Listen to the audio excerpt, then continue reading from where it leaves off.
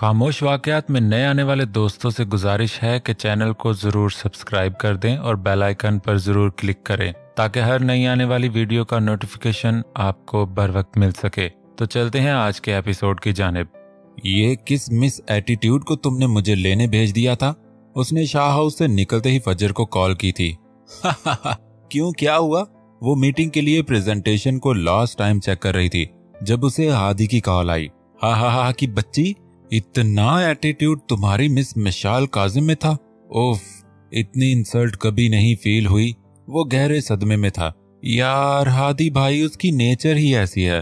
वो थोड़ा शर्मीली टाइप है, कम ही घुलती मिलती है किसी से और कम ही दोस्त बनाती है।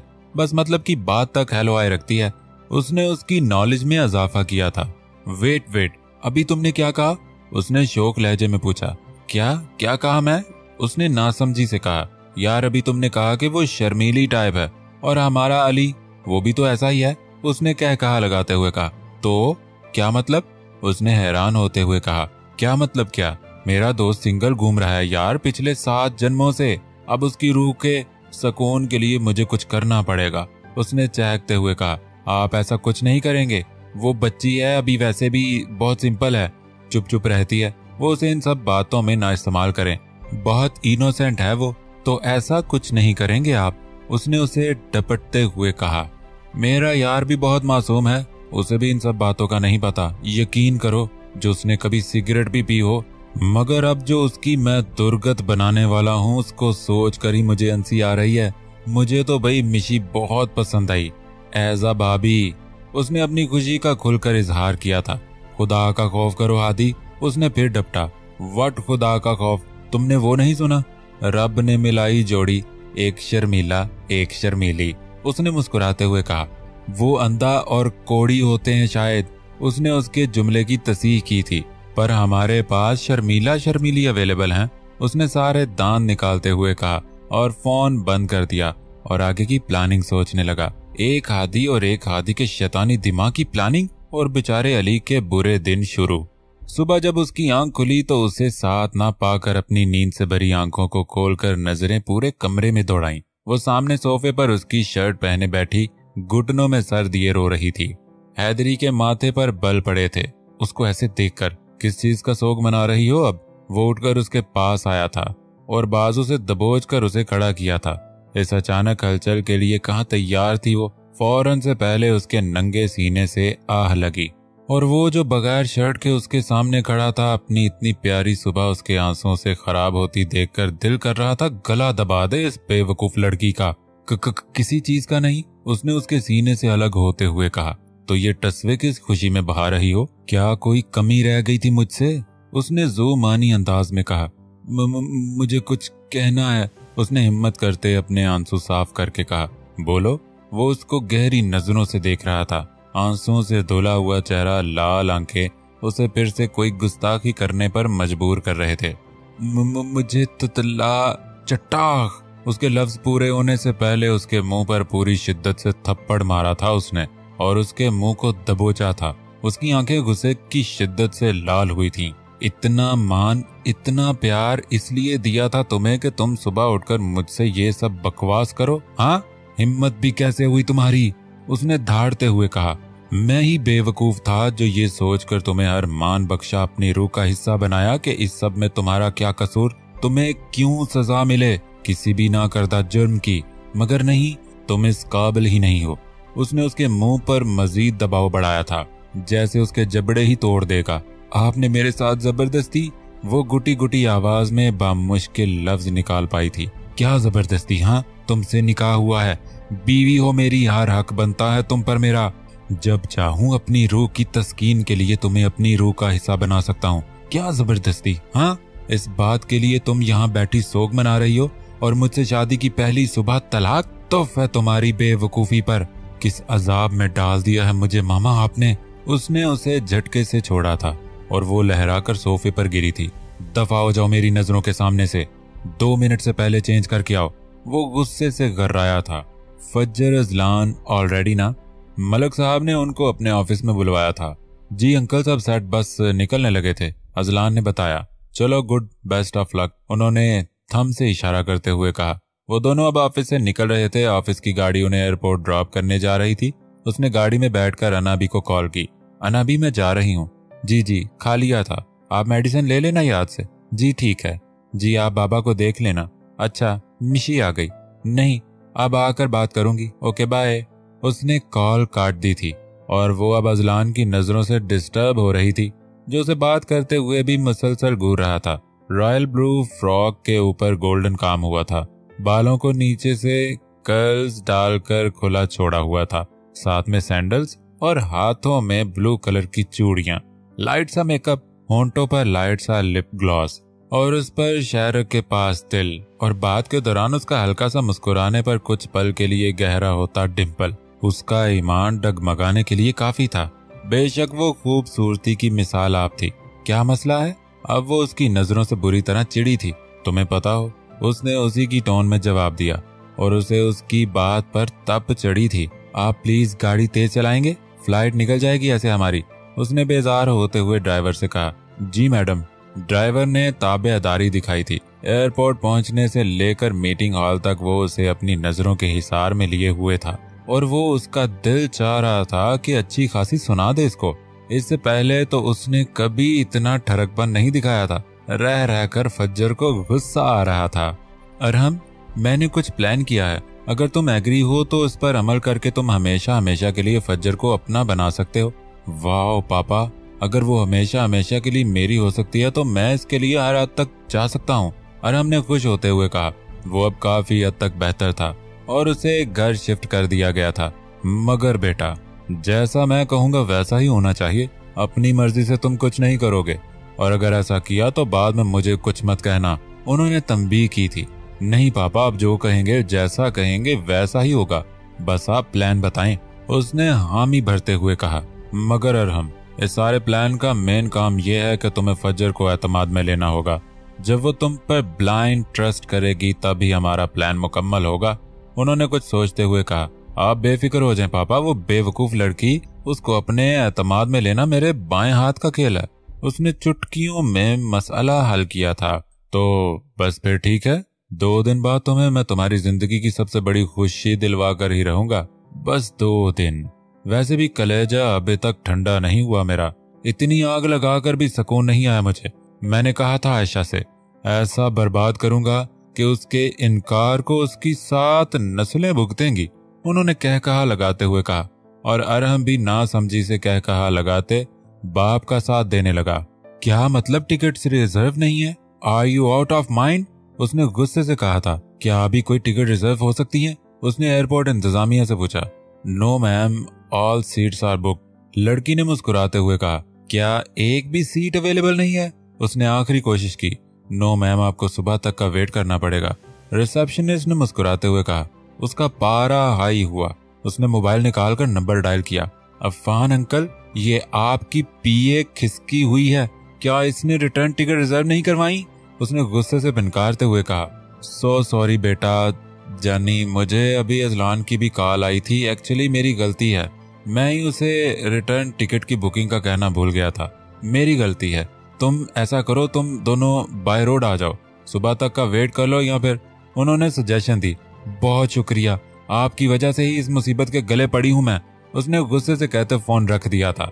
अब वो अजलान के पास खड़ी थी जो मजे से लेज खा रहा था। हो गई तसल्ली? उसने लेज का पैकेट उसके आगे करते हुए कहा। खाओ तुम अकेले। उसने गुस्से से पैकेट परे किया था। ओके फाइन, उसने उठते हुए कहा और चलने लगा। चलो।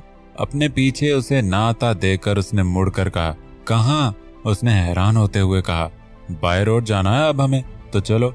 मुझे नहीं जाना, तुमने जाना है तो जाओ। उसने अपना फैसला सुनाया। तो तुम्हें क्या लगता है, तुम्हें अकेली को यहाँ छोड़कर मैं चला जाऊंगा? शराफत से आकर गाड़ी में बैठो, वरना मैं पब्लिक प्लेस का लिहाज किए बगैर तुम्हें उठाकर बैठा लूंगा गाड़ी में। उसने ठोस लहजे में ऑर्डर किया और वो गुस्से से पिनकारती उसके पीछे चलने लगी थी। जानती थी कि उल्टी खोपड़ी का है, कुछ भी कर सकता है। वो चुपचाप गाड़ी में बैठ गई थी और उसने गाड़ी स्टार्ट कर दी थी। जी अंकल, हम बाय रोड आ रहे हैं। उसने अफान मलिक की कॉल रिसीव करते हुए कहा। जी, फजर साथ है। Okay uncle, bye. गाड़ी तेज रफ्तारी से सड़क पर दौड़ रही थी। गाड़ी में सॉफ्ट म्यूजिक चल रहा था। वो चुपचाप गाड़ी चला रहा था। फज्जर से उसने कोई भी बात नहीं की थी। वो भी उसकी खामोशी पर हैरान थी कि अभी तक इसने कुछ कहा या कोई हरकत नहीं की। वो शुक्र कर रही थी कि शायद इसको अक्ल आ गई है। वो भी सामने देखती आते जाते मनाजर से लुत्फानंदोज हो रही थी। भीगे होंठ तेरे, प्यासा दिल मेरा। अचानक से सॉन्ग चेंज हुआ था। फज्जर ने गुस्से से उसे देखा और सॉन्ग चेंज कर दिया। क्या मसला है तुम्हारा? अजलान ने उसी सॉन्ग को दोबारा प्ले किया। मुझे नहीं सुनना, चेंज करो, उसने कहते हुए फिर से चेंज कर दिया। डैडी मम्मी है नहीं घर पर, पिछले कमरे में घुस के कुछ तो करेंगे, छुप के मिल जरा। अगले गाने के लिरिक्स सुनकर उसने अजलान की तरफ देखा जो दांतों की नुमाइश कर रहा था। तुम्हारे पास कोई ढंग की कलेक्शन नहीं है? उसने आगे बढ़कर म्यूजिक ही ऑफ कर दिया। क्या बंद क्यों किया? सारे रास्ते तुम्हारी सड़ी हुई शक्ल देखकर गुजारा करना होगा क्या अब? उसने फिर से म्यूजिक ऑन किया। क्या तुम्हें मेरी शक्ल सड़ी हुई लग रही है? उसने हैरान होते हुए कहा। जी मिस पतीली, उसने मुस्कुराते हुए कहा। हाँ क्या कहा तुमने? इसका तो हैरानगी से मुंह ही खुल गया था, क्योंकि इस नाम से तो उसे सुबह दुआ ने नवाजा था। मिस पतीली कहा मैंने। अब उसने अपने हाथ की उंगलियां उसकी गाल से टच करते हुए कहा। क्या बदतमीजी है ये, परे करो इसे। उसने उसका हाथ झटका था।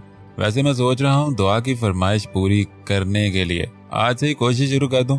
मौका भी है, दस्तूर भी है, तन्हाई भी है और महबूब भी है, रात भी जवान है और दिल भी, उसने जोमानी अंदाज में कहा। फजर का चेहरा एकदम से अन्नारी हुआ था और अजलान इस रंग को और उसकी कैफियत को देखकर महजूज हुआ था। क्या मतलब? तुम भी कॉल पर थे? उसने गर्राते हुए कहा। नहीं, मामा से बात कर रहा था और इत्तेफाक से दुआ भी इसी रूम में बैठकर तुमसे बात कर रही थी, तो मुझे आवाज आ रही थी साफ और मैंने बातें सुन ली। सिंपल, यू नो ना, द ग्रेट अजलान। उसने कंधे उचकाकर खुद को तहसीन दी और सीटी बजाते हुए गुनगुनाने लगा। शाम भी खूब है, पास महबूब है, आशिकी के लिए और क्या चाहिए। नो डाउट उसकी आवाज बहुत प्यारी थी, मगर उसके सॉन्ग के लिरिक्स उसको गुस्सा दिला रहे थे। उसने फिर से म्यूजिक ऑन कर दिया कि उसकी आवाज सुनने से बेहतर था। काफी देर फिर गाड़ी में खामोशी रही। तुमने अरहम पर हमला क्यों करवाया? उसने याद आने पर पूछा। उसी से पूछ लेना। उसको गुस्सा आया था। अब जब वो दोनों ही थे तब भी उसे वही याद आ रहा था। तुम उसका पीछा छोड़ क्यों नहीं देते? क्या बिगाड़ा उसने तुम्हारा? उसने उसकी तरफ देखते हुए कहा। तुम अपनी बकवास बंद रखो। मुझे क्या करना चाहिए क्या नहीं ये मुझे बहुत अच्छे से पता है, उसने दबे दबे गुस्से में कहा। क्यों बंद रखूं अपनी बकवास? तुमने अजीब गुंडागर्दी लगाई हुई है, जब दिल करता है उस पर वार कर देते हो। बेकसूर है वो, उसने भी गुस्से में कहा। उसने झटके से गाड़ी रोकी थी और एक हाथ से खींचकर उसको करीब किया था और उसके होंठों पर अपने होंठ रखकर अपनी प्यास बुझाने लगा था और वो आंसू बहाती खुद को छुड़वाती रही थी। फिर उसके रोने में शिद्दत आई और दर्द की वजह से उसकी सिसकी निकली। उसके आंसू उसके चेहरे पर गिरे तो उसे होश आया और उसने उसे छोड़ा। इन होंठों पर बस सिर्फ और सिर्फ अजलान हैदर शाह के नाम की हुक्मरानी रहनी चाहिए, नहीं तो ऐसी ही सजाओं के लिए तैयार रहा करो। उसके निचले होंठ से खून रिस रहा था। उसने अपने होंठ पर उंगली लगाकर सामने किया तो खून देखकर उसने आगे बढ़कर अजलान के सीने पर मुक्के बरसाने शुरू कर दिए, जिससे अजलान के सीने को तो कुछ नहीं हुआ, हाँ अलबत्ता उसके अपने हाथ में लग गई थी। अब उसने रोते हुए अपना हाथ पीछे कर लिया था। अजलान ने उसे फिर अपनी तरफ खींचकर उसकी नाक के साथ नाक जोड़कर सांसें इनहेल की थी। अब की बार फज्जर ने मुजाहमत नहीं की थी। वो बेआवाज आंसुओं से रो रही थी। अब उसने उसे अपने सीने से लगाकर दबाया था, जैसे उसकी रूह को खुद में उतारना चाह रहा हो। उसके दबाव में उसने हल्की सी सिसकी भरी थी तो उसने गिरफ्त थोड़ी ढीली की। जब 1000 बार बकवास की है कि उस घटिया इंसान का नाम नहीं लेना मेरे सामने, तो समझ नहीं आता तुम्हें? क्यों स्पॉइल करती हो हमारे स्पेशल मोमेंट इस घटिया इंसान की वजह से? उसने सीने में भींचते हुए कहा। घटिया इंसान तुम हो, वो नहीं। सब कुछ तुम्हारी वजह से ही हो रहा है। तुम हो ही क्यों मेरी जिंदगी में? उसने चिल्लाते हुए उससे अलग होते हुए कहा। क्या कहा तुमने? मैं हूँ घटिया इंसान? अजलान को उसकी बात पर गुस्सा आया था। हाँ तुम हो घटिया इंसान। कोई मोहब्बत नहीं है तुम्हें मुझसे, सब ढोंग है। तुम सिर्फ मुझे नोचना चाहते हो, अपनी ख्वाहिश पूरी करना जानते हो। जब दिल करता मुझे अजियत देने आ जाते हो। निकाह का फायदा उठाकर तुम अपनी मर्जी करते फिरते हो। और सच तो यह है कि तुम एक हवस परस्त इंसान हो जिसको सिर्फ जिस्म की भूख है। उसने रोते हुए चिल्लाते हुए कहा। तुम्हें मैं हवस परस्त लगता हूँ? अब तक हम जब जब करीब आए तुम्हें इन लम्हों में एक बार भी मेरी मोहब्बत नहीं दिखी? तुम्हें वो सब हवस लगी? उसने जब्त करते हुए कहा। हाँ, हवस थी वो सब, तुम में और उसमें। चटाख, शट अप। उसने शिद्दत से उसे थप्पड़ मारा था। वो कब अपने जज्बों की, अपनी मोहब्बत की तौहीन बर्दाश्त कर सकता था? जब्त के मारे उसकी आंखें लाल हो रही थीं। तुम्हारी जुबान खींच लूंगा अब अगर तुमने मेरी मोहब्बत की तौहीन की तो। अरे हवस दिखानी होती तो निकाह की रात दिखाता, और बकौल तुम्हारे निकाह की रात ही फायदा उठाता निकाह होने का। हवस दिखानी होती तो ये छोटी मोटी गुस्ताखियां ना करता। हवस दिखानी होती तो तुम्हें कहीं मुंह दिखाने के काबिल ना छोड़ता। अरे नोचना होता तो 5 सालों को यूं ही ना गुजार देता, और अब भी ये वक्त ऐसे ना गुजार रहा होता। कौन रोक सकता था मुझे अपनी बीवी को नोचने से? उसकी आंखों में अंगारे दहक रहे थे। तुमने आज अजलान हैदर शाह की बरसों की रियाजत को कोड़ियों के दाम से भी गिरा दिया। अरे मेरी मोहब्बत को ही बेमोल कर दिया तुमने। लानत है मुझ पर जिसके सच्चे जज्बे उसकी आंखों के सामने हवस परस्ती की नजर हुए। उसने स्टीयरिंग पर गुस्से से हाथ मारते हुए कहा, तुमने उसके साथ मिलकर मेरे जज्बों की तौहीन की है। मेरी मोहब्बत को हवस परस्ती का नाम दिया है, वो जिसने तुमसे सिर्फ तुम ही को चाहा इबादत की तरह, मगर अब नहीं। फज्जर इब्राहिम शाह, तुम मेरी नफरत की भी हकदार नहीं। तुम्हें उसके जज्बे सच्चे लगते हैं ना, तो ठीक है। तुम्हें उसकी आंखों में अपने लिए मोहब्बत लगती है, तो ठीक है। आज अजलान हैदर शाह तुमसे जुड़े अपने हर जज्बे से दस्तबरदार होता है। तुम तलाक चाहती हो ना मुझसे, मिल जाएगी। 2 दिन बाद खुला के पेपर तुम्हारे घर में होंगे। जाओ, आज तुम्हें तुम्हारी जिंदगी की सबसे बड़ी खुशी दी अजलान हैदर शाह ने। अपनी मोहब्बत की भीख में दिया तुम्हें अरहम। तुम्हें तुम्हारी खुशी के लिए छोड़ दिया, अपनी मोहब्बत से उसकी खुशी के लिए दस्तबरदारी कर ली। आज से मेरा तुमसे और तुमसे जुड़ी मेरी मोहब्बत से कोई लेना देना नहीं, कोई ताल्लुक वास्ता नहीं। उसने खुद पर काबू पाते एक एक लफ्ज अदा किया था। मैं यूं खफा तो नहीं, मगर गिला है मुझे। क्यों बेवफा से कोई वफा करे, रखा हुआ कैद में है उसके मन में कहीं।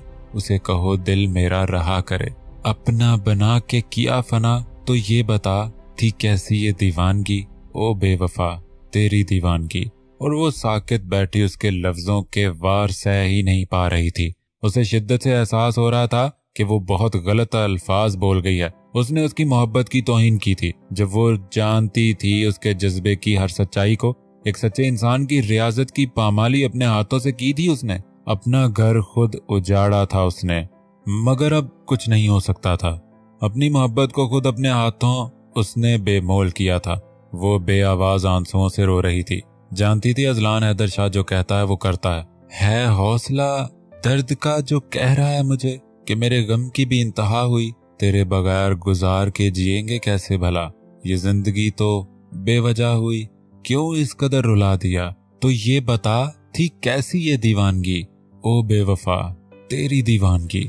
उसके बाद पूरा रास्ता वो बेआवाज आंसुओं से रोती रही थी, और अजलान ने उस पर एक निगाह गलत भी नहीं डाली थी। वो भी तो जल रहा था, उसका पोर पोर कट रहा था। मोहब्बत तकाजा करती है कशकोल भरने का, मगर उसका तो कशकोल ही खाली रह गया था। उसकी नस नस से मोहब्बत नचोड़ी गई थी। बस वो उसके सामने रोकर खुद को कमजोर नहीं साबित करना चाहता था। शाह हाउस के गेट पर उसे उतार कर आगे बढ़ गया था। अली, क्या तुम बता सकते हो अजलान कहाँ है? मेरी कॉल नहीं रिसीव कर रहा। उसने अली को कॉल की थी और परेशानी से कहा, हाँ ना पता है। अली ने सुकून से जवाब दिया, प्लीज यार अगर वो तुम्हारे पास है तो उससे बात करवा दो। उसने मिन्नत की थी। नहीं है ना, वो मेरे पास नहीं है, वो तो भाभी के साथ है। उसने मसरूफ लहजा अपनाया। क्या मतलब? मतलब ये कि वो और फजर भाभी इस्लामाबाद गए हुए हैं। उसने मुस्कुराते हुए कहा। क्यों? वो फजर के साथ क्यों गया है? उसको गुस्सा आया सुनकर। भाई तुम्हें नहीं पता नेक्स्ट मंथ रुखसती है ना, तो अजलान भाभी को मुंह दिखाई में इस्लामाबाद में घर गिफ्ट कर रहा है, तो बस वही देखने गए। साथ कुछ रोमांटिक मोमेंट भी स्पेंड हो जाएंगे। उसने अच्छी खासी तीली लगाई थी जो कि ऐना को अच्छा खासा जला गई थी। व्हाट? वो गुस्से से चिल्लाई थी। आहिस्ता, ऐना मेरा कान फट जाएगा। वैसे तुम्हारे लिए एक सजेशन है, जितना जल्दी हो सके अपने लिए कोई अच्छा सा लड़का देकर शादी कर लो। कब तक यूं शादीशुदा मर्दों के घर बर्बाद करोगी? उसने आग को मजीद हवा दी थी। यू शट अप, तुमसे मशवरा नहीं मांगा। वो फिर से दाढ़ी थी। मेरा फर्ज बनता है यार तुमको इंसानियत के नाते मशवरा देना। वैसे अगर तुम्हें शादीशुदा मर्दों में इंटरेस्ट है तो मेरे दूर के मामू हैं, उनकी शादी हुई थी, बेचारे उनकी बीवी मर गई, एक बेटा है, कहो तो बात टू टू है। कॉल कट गई। भलाई का तो जमाना ही नहीं रहा अली बेटा, उसने मुस्कुराते हुए अपने बालों में हाथ फेरते हुए कहा।